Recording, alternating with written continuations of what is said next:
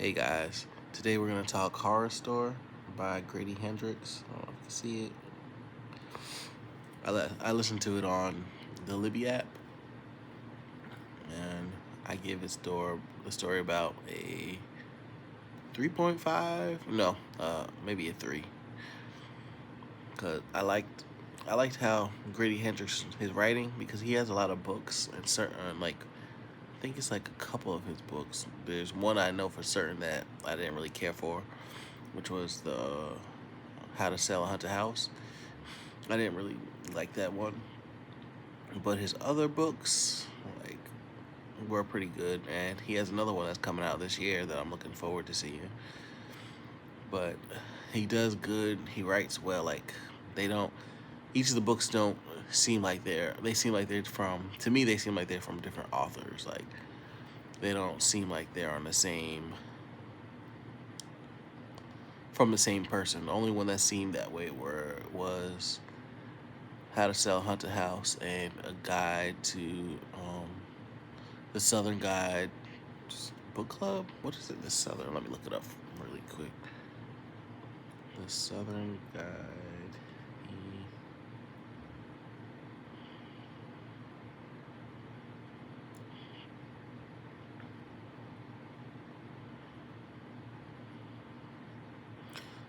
The Southern Book Club's Guide.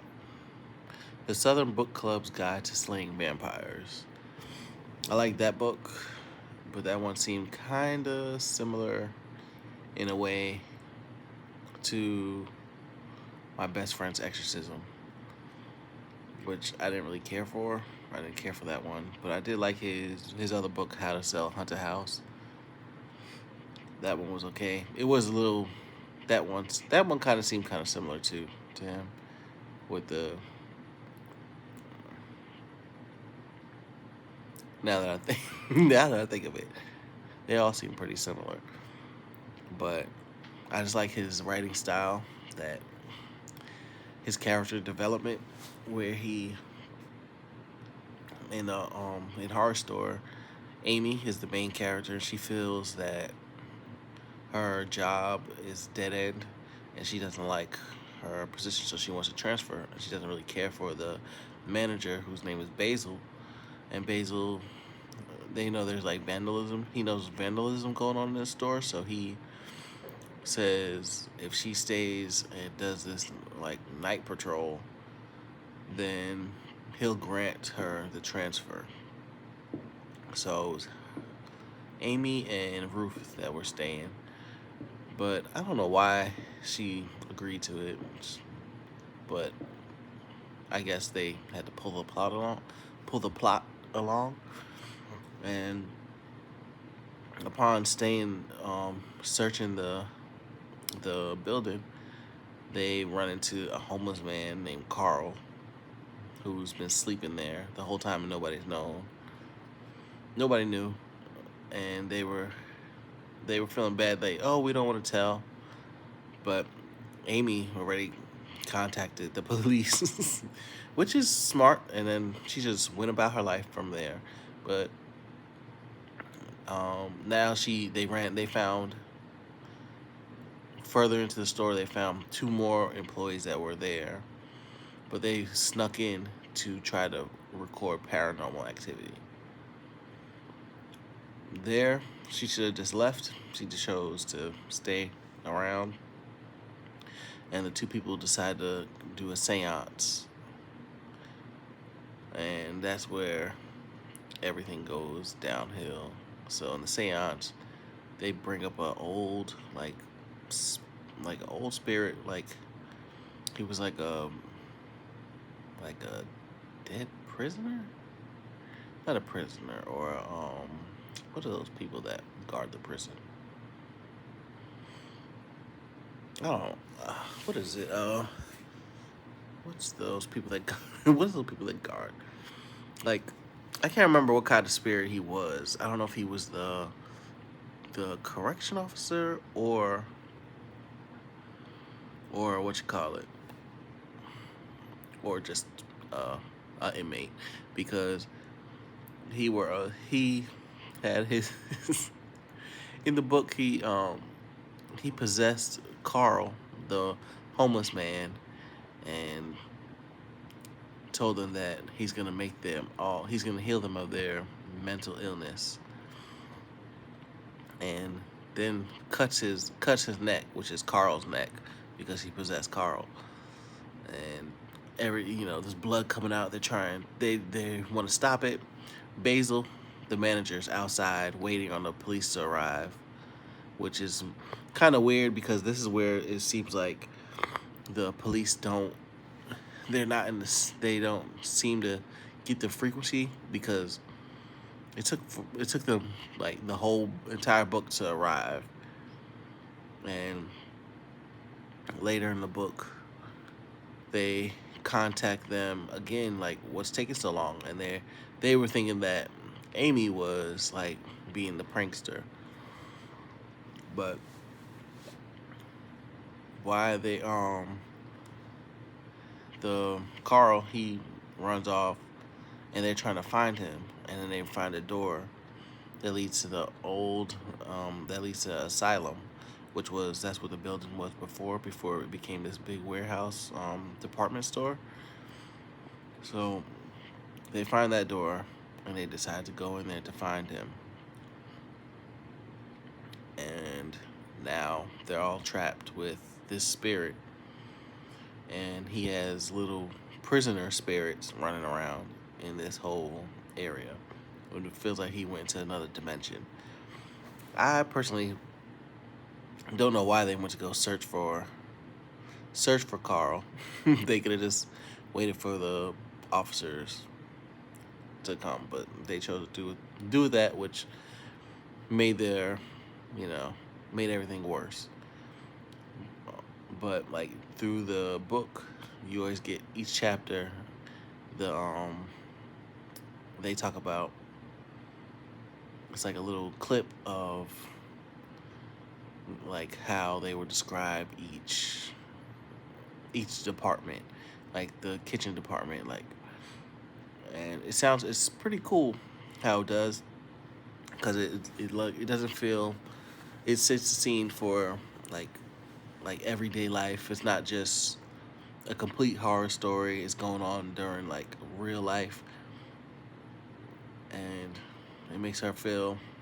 It makes me feel that like it sets a scene like it's like other stories. Like usually it's just once the horror kicks in or the paranormal activity gets in, it's just you just feel like it might be they're going too far, or it didn't really happen because it was too deep. But I felt like that was he had a good mix when he kept adding those clips of describing each different areas of the department of their little setup of how they designed the bedroom area, or how they designed the kitchen, and how someone could remodel their house to make it look like their layout that they designed. But so they go through the door, which is like an alternate reality, but it's like possessed where there's like possessed Carl's at and all the ghosts that Carl has control over. So each of them get kidnapped and tortured, and torture is bad. One of them gets their eyes gouged out, and she later commits suicide. And Basil, he was the only one who he at first he didn't get caught by them, but then he later got caught by the ghost with Amy, because Amy, she wanted to give up. But then she decided to fight on along. But when Amy was around, Ruth Ruth would tell Amy not to judge Basil, because she doesn't really understand him. And then she found out that Basil is taking care of his little sister, because they lived in that's like they don't have their parents around. So he started with that job, and he at as a crew worker, and then worked his way up to be the manager. and he's doing it all for his little sister, which is pretty, pretty nice, what I believe, and respectable. And so she was like, "Don't judge her. Don't judge Basil based on just his manager presence and how he responds to things from manager. Because usually that's not who they really are. That's just their job." Um, but Ruth, I felt bad because she seemed, she was very sweet. She understood that, and then the ghost captured her and gouged her eyes out, and she later committed suicide because she couldn't take the pain, which is understandable. And then Amy goes and frees one of the workers that got caught, that snuck in to do the seance, frees her. She runs out the store and leaves them. I'm like, mm. Just left them in there to be trapped. But then she came back because she felt bad because the spirit was trying to convince her that she's never stuck with things. So now she's trying to overcome that and prove that wrong by coming back. And then so she in turn gets trapped, and Basil and Amy are able to escape. So when Basil and Amy get out, they they they escape, and when they get out there, because the store is flooding with water, and Carl, Amy, she convinces the ghost that she overpowers Carl by convincing the ghost that they have more power than him and they're not in control of Carl's not in control of the ghost. So the ghosts attack Carl. So then Amy's able to leave, escape with Basil, and they get in in a altercation with tussle with the ghost, because now the ghosts have, since they know they have free will, they do what they feel like is right and what they want to do. They manage to escape them, get out the building, and when they get out the building, the cops finally show up and start bandaging them up and everything. So now Amy, she feels like life is, is much different than, because now she lost some of her coworkers. They're still trapped inside. The officers don't believe what happened, and who would? And they don't want to sit there and try to convince them, because it's hard for them to understand what happened also. And the corporate of the department store asked them to be like move them up to their positions, and she decided, no, I'm not gonna do that. So another store was built in place of that building, and it was like a baby store or something like that. Like I don't know, it was like a baby store, like I guess you sell baby products. And she ended up working there again and run into Basil. He's there too. Don't know why. I couldn't tell you why they decided to go back to work at the building.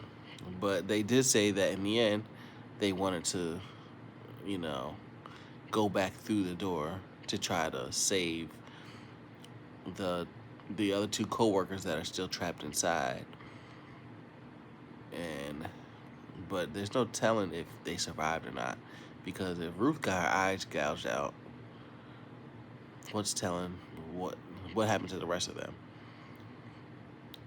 So she tells Ruth that, Amy tells Basil she wants to move back in. I mean, not move back in. Amy tells Basil that they want to go back to save the other people, and Basil agrees. So the book ends with them gearing up to, getting ready to go back in, because they're the only two people that believe what happened and know what happened, because they were the survivors. Basil escaped the first time because Amy convinced him about his sister, that he has to live to, take care of his sister and make sure she's okay. And now he's out, but now he's willing to go back, which is, I don't know. It's like it was a couple months of span of time. Like now he feels like she's okay, so he could just risk it all because now the spirits are just running rampant in there with no, you know, no master, I guess you would say. But that was a story. It was pretty interesting. Um, uh, I really like more the book because it has like little IKEA like pictures in there, or the name of their store, not IKEA, but it's like modeled like after that. So I liked it. I gave it a 3 because some of the stuff they were doing in that book I didn't find like smart. Like when they called the cops, Amy, I would have went outside with Basil, and I don't know why they just let the other two that snuck in stay there, but maybe they didn't know. But that's what I thought of it. Let me know what you guys think of it, and to let me know what you guys rate it, because I really want to know what you guys rate it. The the book itself is pretty well designed, and I still like Grady Hendrix in his books. Like he writes pretty well, and he does the good character development because all of them seem to have their own lives and completely different people. So I do like his books. Like his other book, some other books I rated more than this one. I was expecting this one to be. No, this one I guess I didn't know what to expect, and like it had me confused a bit. But I like it. I liked it. It was a 3. And let me know what you think. And I'll talk to you soon. Later.